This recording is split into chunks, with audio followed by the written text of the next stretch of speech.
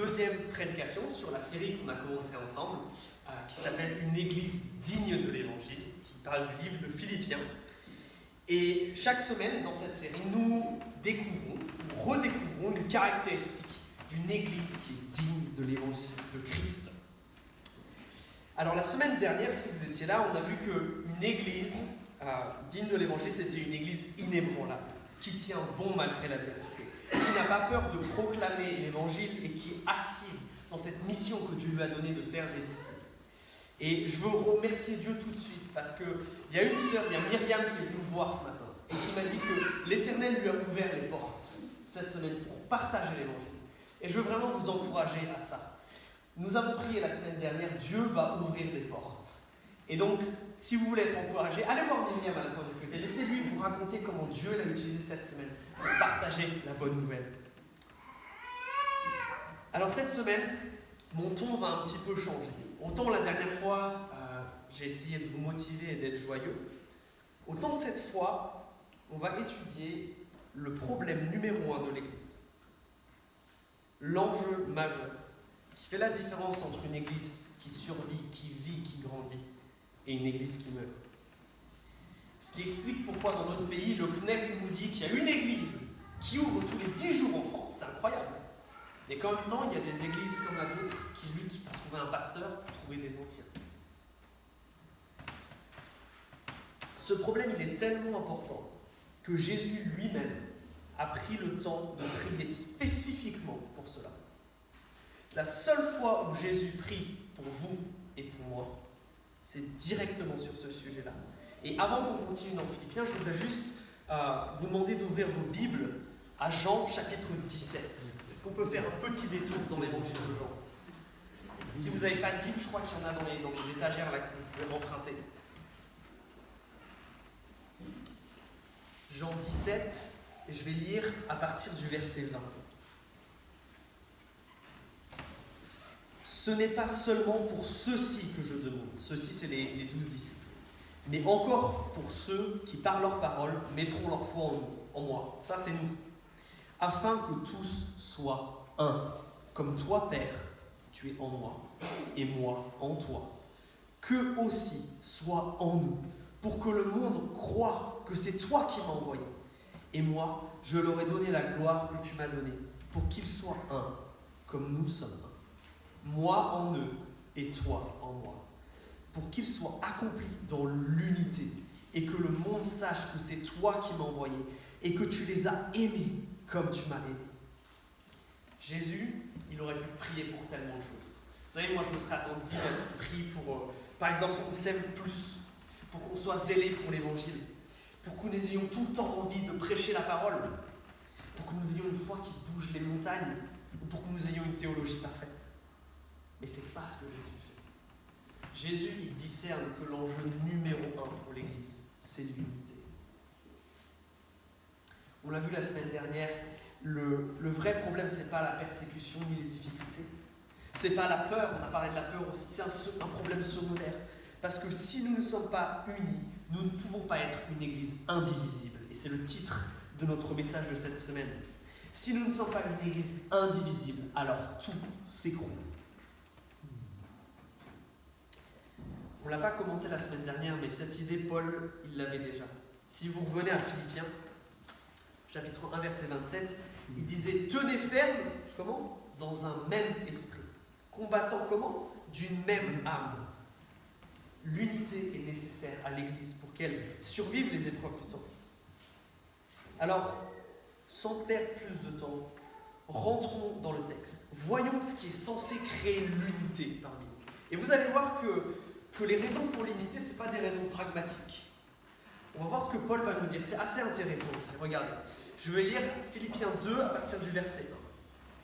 S'il y a donc quelques encouragements dans le Christ, s'il y a quelques réconforts de l'amour, s'il y a quelques communions de l'esprit, s'il y a quelques tendresses et quelques magnanimités, comblez ma joie en étant bien d'accord. Ce verset 1, il est un peu particulier. Il y a une énumération de 5 expressions. 5 expressions qui tendent vers une même chose, qui est que Christ est la fondation de notre unité. Et j'aimerais regrouper ces 5 affirmations en 3 blocs. 3 blocs qui nous donnent 3 choses essentielles que Christ fait pour nous. Comment Christ nous unit. La première chose, c'est la toute première partie du verset. S'il y a donc quelques encouragements dans le Christ. Mes amis, en Christ seul, nous avons de l'espoir. Nous devons être unis parce que nous partageons un espoir commun. Et cet espoir, c'est une personne, c'est Jésus-Christ. Et là où je veux déjà vous challenger, c'est de ne pas voir Christ seulement comme la solution future à votre résurrection, seulement comme la solution passée à vos péchés, mais comme la solution présente à ce qui se passe dans nos vies. Je ne sais pas ce que vous avez traversé cette semaine. Plusieurs dans vos prières, vous avez exprimé qu'il y avait des choses difficiles. Ce qui me peine, c'est de voir que bien souvent les chrétiens, on a tendance à aller chercher de l'aide ailleurs, de l'espoir ailleurs qu'en Jésus-Christ. Au lieu de venir à Christ, nous travaillons d'arrache-pied pour essayer de nous en sortir par nous-mêmes, de changer nous-mêmes nos circonstances, d'aller chercher la vie de professionnels et de spécialistes. Est-ce que notre réflexe, c'est d'aujourd'hui aller chercher l'espoir en Christ, de courir dans les bras du Père?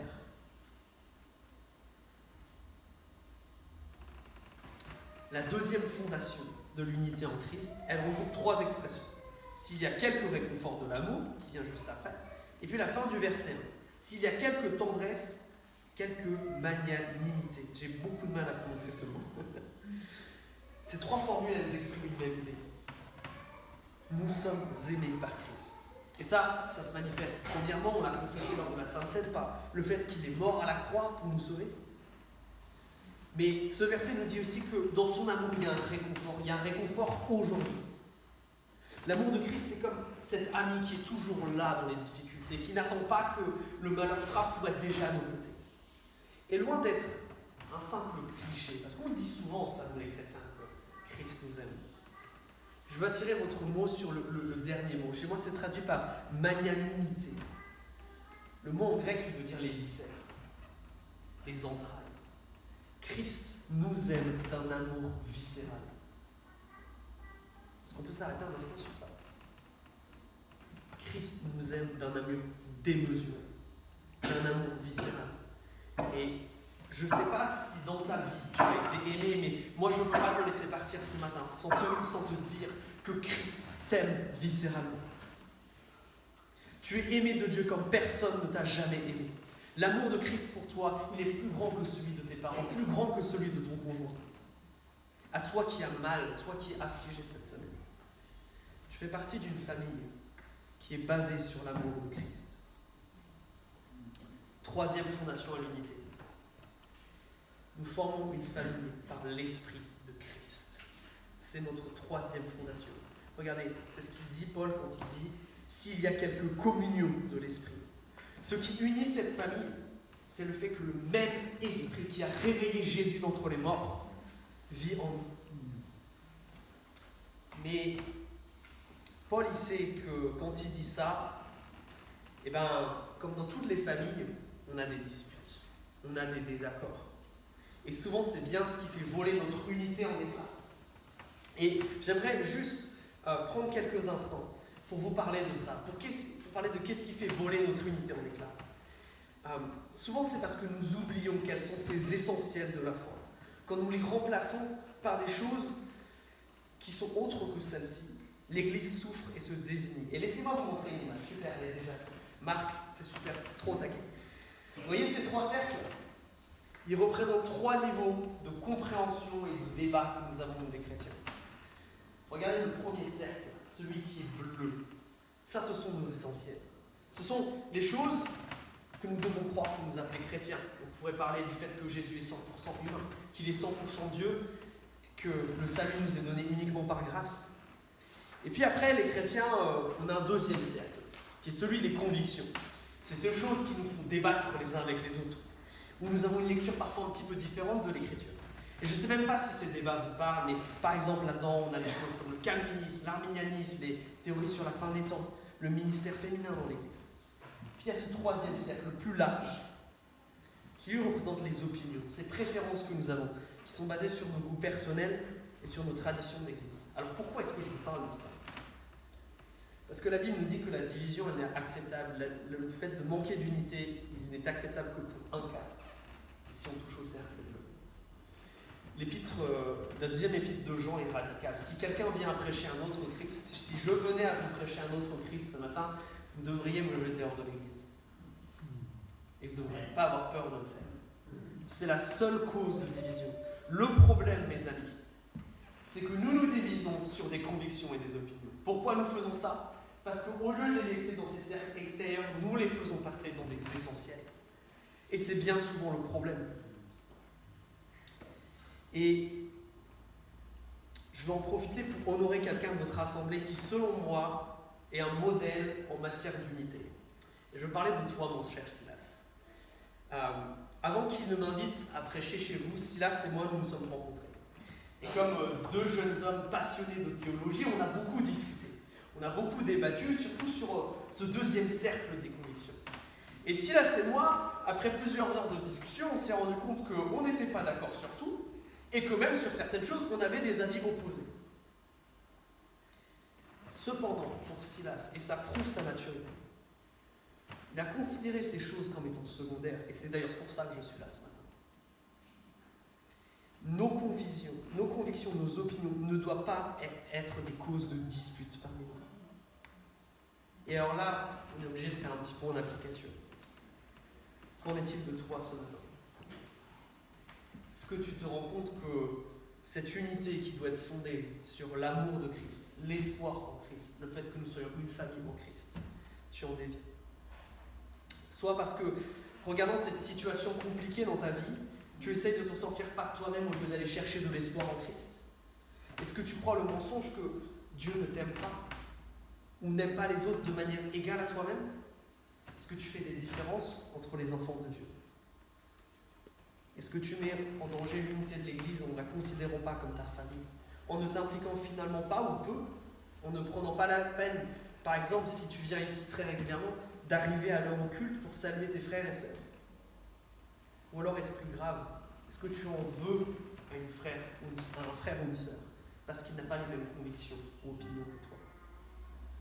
Mes amis, c'est important. L'unité de l'Église, elle ne se base pas sur nos convictions ni nos opinions, mais elle se base sur qui Dieu est et ce qu'il a fait. Laissez-moi redire ça. L'unité de l'Église ne se base pas sur nos convictions ni sur nos opinions, mais sur qui Dieu est et ce qu'il a fait pour nous.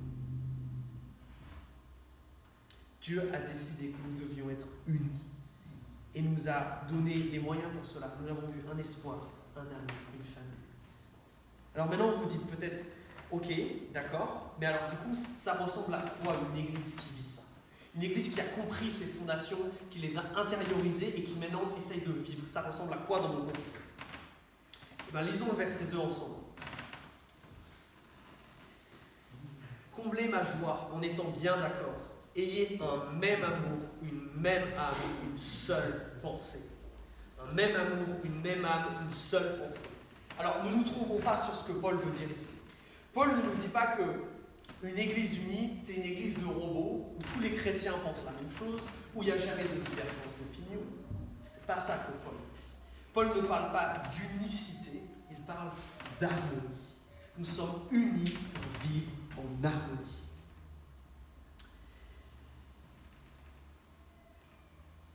L'Éternel, il rassemble dans son église des gens qui sont tellement différents que cette unité, elle ne peut pas être basée sur le fait que nous soyons tous d'accord. Vous avez juste à tourner la tête et voir que nous avons des âges différents, nous avons des genres différents, nous avons des histoires différentes, nous avons des couleurs de peau différentes. Et ce qui nous unit, comme on l'a dit tout à l'heure, ce n'est pas tout ça, c'est ce que Christ a fait. Et alors, prenons chaque expression maintenant les unes après les autres. Qu'est-ce que ça veut dire un même amour? Eh bien, quand l'Église est unie, mes amis, alors tous commencent à s'aimer les uns les autres. Tous commencent à aimer leur prochain comme eux-mêmes. Tous commencent à aimer leur ennemi. L'amour viscéral que Dieu nous porte nous pousse à aimer nos frères et sœurs de la même manière. Une même âme. Lorsque l'Église s'unit, alors elle a une même âme. Ce mot dans le Nouveau Testament, c'est souvent utilisé comme un synonyme du mot vie. Une Église qui a une même âme, c'est une Église qui vit. Et qui vit comment? Dans l'Écriture, elle nous donne une petite phrase qui apparaît souvent. Vous savez, les uns les autres. Il y a plein de ces les uns les autres dans l'Écriture. J'en ai compté 46, moi. Une église qui a une même âme, elle vit c'est les uns les autres. Elle s'accueille les uns les autres. Elle est pleine d'affection les uns les autres. Elle se pardonne les uns les autres. Elle s'édifie les uns les autres. Elle prend soin les uns des autres. Quand les chrétiens ont une même âme, alors personne, j'ai envie de vous dire, n'est en retard au culte. Tous sont même en avance pour prendre le temps de se saluer, d'être certain que tous les frères et sœurs vont bien, qu'il n'y en a aucun d'entre eux qui a besoin qu'on prie pour lui. Ça, c'est avoir une même âme. Un même amour, une même âme, et finalement une seule pensée. Qu'est-ce que ça veut dire? Je dirais que c'est sans doute le test ultime pour savoir s'il y a de la division dans l'Église. Une même pensée, c'est une même vision pour atteindre le monde, avec la bonne nouvelle, pour faire des disciples dans le cadre dans lequel Dieu vous a placé. Une Église qui a une même pensée, elle fait confiance à ses anciens pour la diriger et la guider là où Dieu veut qu'elle aille. Tous leur sont soumis et eux sont les serviteurs de tous. Cette unité qui produit l'harmonie dans l'Église, elle nous challenge aussi par rapport à ce que nous avons vu la semaine dernière. Je ne peux pas m'empêcher d'y revenir un petit peu. Je ne sais pas si vous étiez là dimanche dernier du coup, mais nous avons beaucoup parlé d'évangélisation, de faire des disciples. Et une des choses que nous avons dit, c'était que ce n'était pas un sport individuel, l'évangélisation. C'est un sport d'église, c'est un sport collectif. Et peut-être que quand j'ai dit ça, vous vous êtes dit, mais avec qui je vais bien pouvoir faire ça? Mais comment c'est même possible ça, ça me paraît trop dur.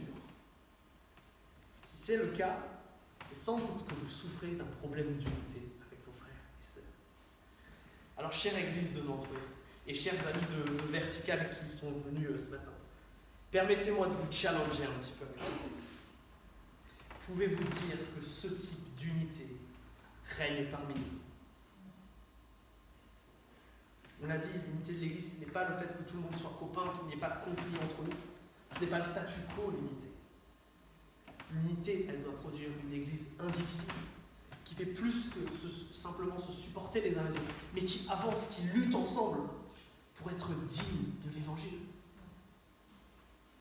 Cette unité-là, est-ce que vous la voyez à l'œuvre? Est-ce que vous luttez tous dans un même esprit? Ou alors, est-ce qu'on ressemble à des brebis égarées, chacune dans notre coin? Si l'unité ne règne pas parmi nous, mes amis, alors nous sommes condamnés à avoir peur, à rester enfermés dans nos églises insécurisées et manquant à notre mission. Et je vois vos visages, mes amis, votre faim pour quelque chose de nouveau, et ça fait plusieurs semaines que je le vois. On a tous envie de retrouver cette flamme missionnaire qui nous a tous une fois habité, ce zèle pour l'Évangile.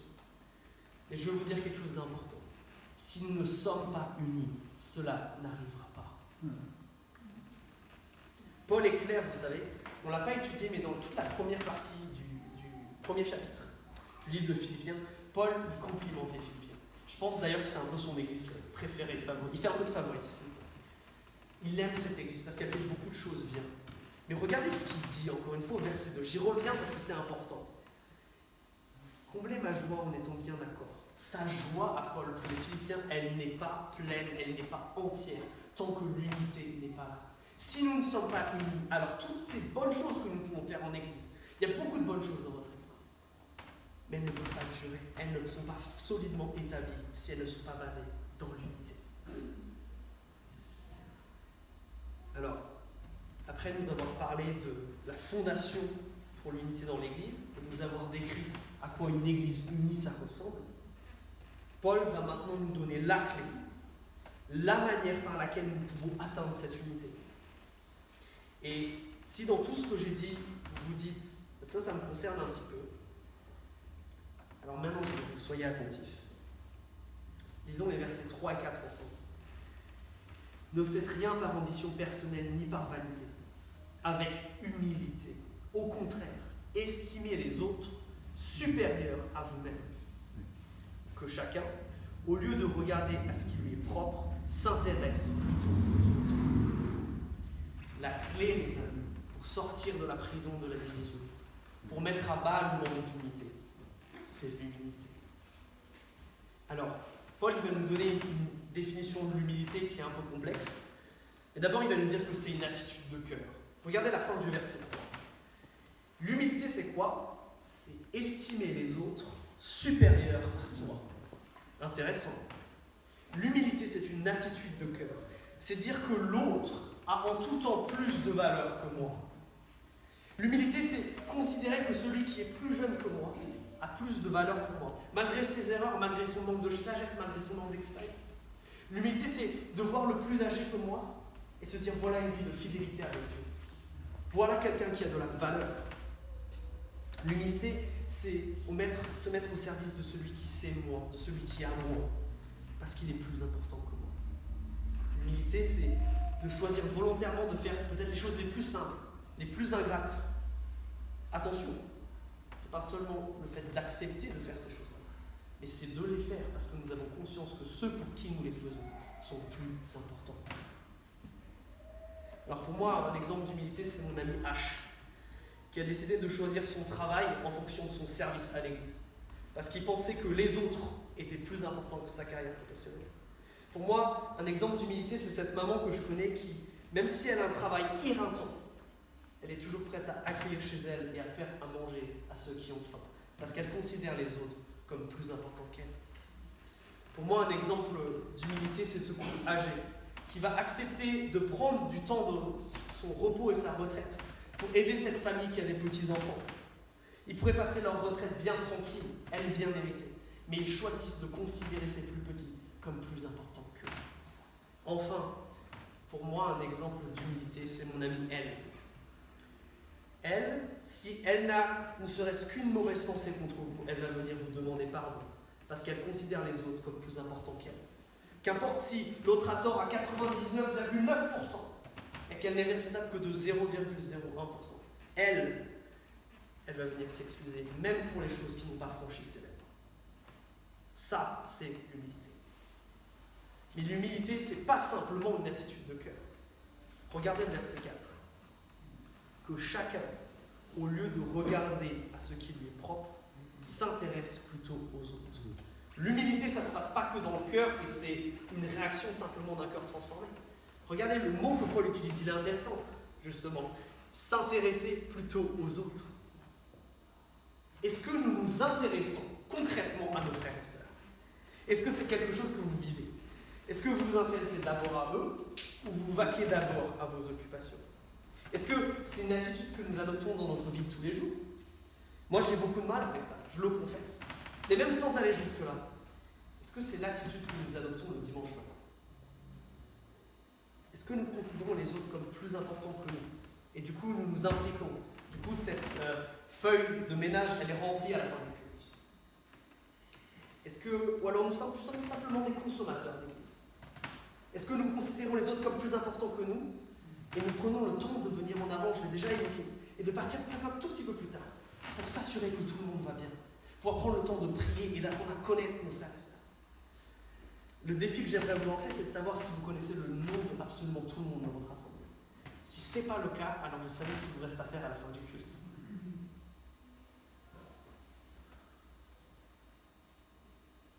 Alors je pourrais arrêter cette prédication ici et juste vous amener à prier pour de l'humilité. Mais j'aimerais vous parler d'une dernière chose. J'aimerais vous parler d'un certain nombre d'obstacles à l'humilité. Des chaînes qui veulent nous retenir dans la division et nous empêcher d'arriver à l'unité, à l'indivisibilité à laquelle Christ nous appelle. Il y en a 3. La première, c'est l'orgueil. L'orgueil, c'est dire simplement « je suis plus important que les autres ». Rappelez-vous ce que dit l'Écriture. Dieu résiste aux orgueilleux. Il résiste aux orgueilleux, mais il fait grâce aux saints. L'orgueil, c'est ce poison qui nous fait faire des différences dans l'Église. Le problème, c'est que souvent, si on est orgueilleux, on a beaucoup de mal à le reconnaître, on a beaucoup de mal à le voir. Cependant, l'orgueil a une sœur jumelle qui, elle, est beaucoup plus brillante. Elle s'appelle l'égoïsme.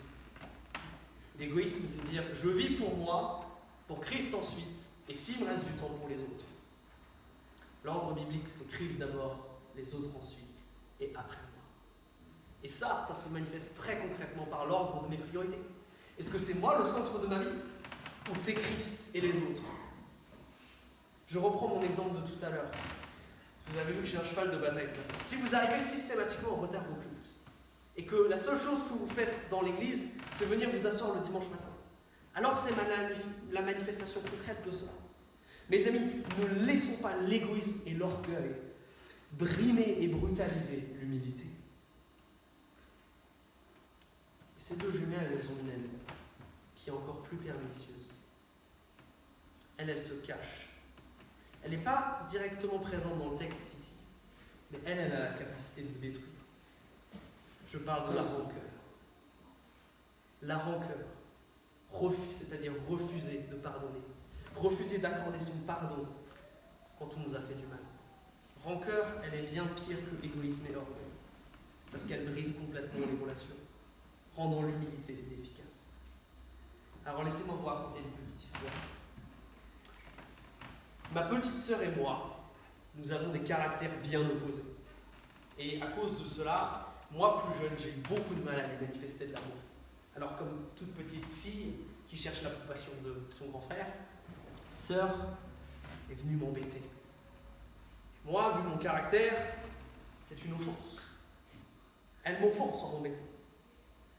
Et à partir de ce moment-là, vu qu'elle continuait, j'ai refusé de lui pardonner. Et parce que je lui ai refusé de lui pardonner, elle continuait. Et vu qu'elle continuait, j'ai refusé de lui pardonner. Et je peux tenir très longtemps encore comme ça. Le problème, c'est que, est-ce que j'ai eu une bonne attitude de refuser le pardon? Certainement pas. Je désobéissais à Ephésiens 4,32. Faites-vous grâce comme Christ vous a fait grâce. Nous, les chrétiens, nous avons le devoir de pardonner. En refusant de pardonner, alors j'ai invité rancœur dans mon cœur. Rancœur, elle est maligne. Au début, elle fait la timide. Et quelqu'un de l'extérieur ne se disait pas forcément qu'il y avait un problème grave entre ma soeur et moi. Mais les années passant, rancœur, elle a invité son ami orgueil à venir. Alors, orgueil, elle m'a fait penser que j'étais bien meilleur que ma soeur. Que moi, j'étais un vrai chrétien. Moi, j'aimais la justice, la vérité et le pardon.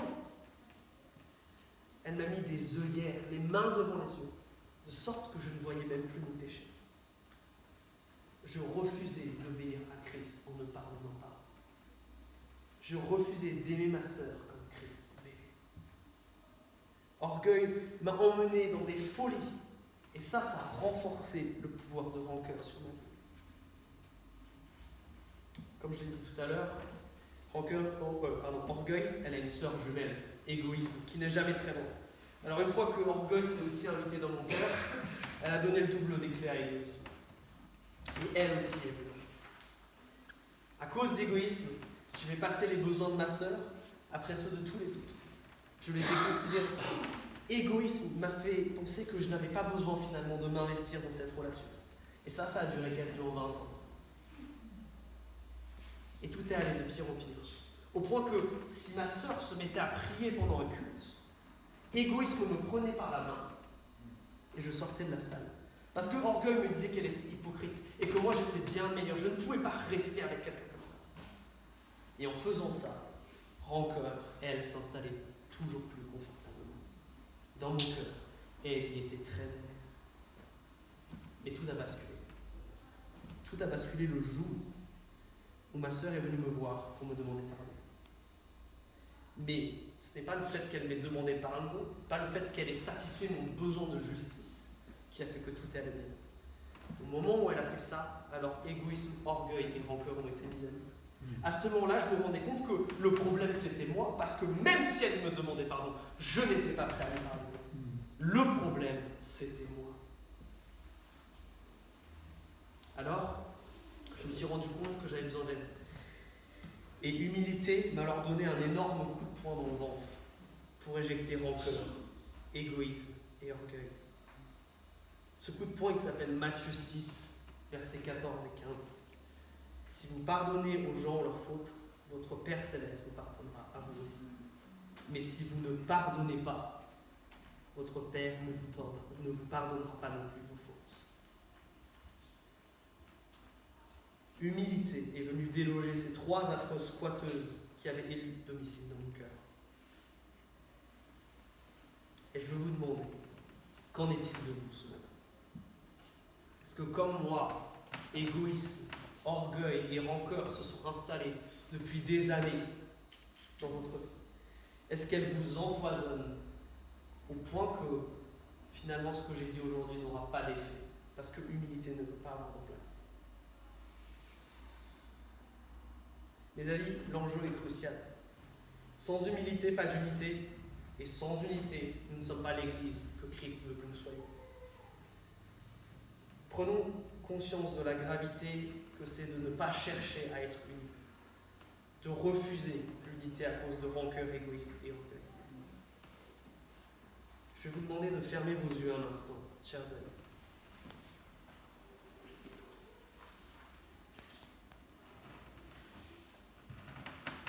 Est-ce que toi qui fais partie de cette communauté, tu manifestes par ta vie et tes actions l'unité? Es-tu humble, comme nous l'avons vu tout à l'heure? Qu'est-ce que le Saint-Esprit te dit à cet instant? Est-ce qu'il te met en tête des situations où tu vois égoïsme et orgueil régner sur ta vie? Est-ce qu'il te met devant les yeux des relations qui sont brisées aujourd'hui parce que tu refuses de t'humilier et tu laisses du pouvoir à rancœur? Si c'est le cas, on va prendre quelques instants de silence et je veux te demander de t'humilier devant Dieu, de lui demander pardon. Prie dans ton cœur. Et si le Saint-Esprit te montre des situations, des personnes qui ont souffert de orgueil, égoïsme et rancœur à cause de toi, il est temps de prendre ton courage et d'aller cette semaine demander pardon. Ne viens pas dimanche prochain si rancœur, égoïsme et orgueil t'empêchent de demander pardon à ceux que tu as offensés. Ne viens pas avant d'être libre. Mais sache que l'Éternel veut te libérer de leur présence ce matin. Il veut t'en libérer maintenant avant que tu reviennes dimanche prochain. Passons quelques instants dans le silence et parlons à Dieu.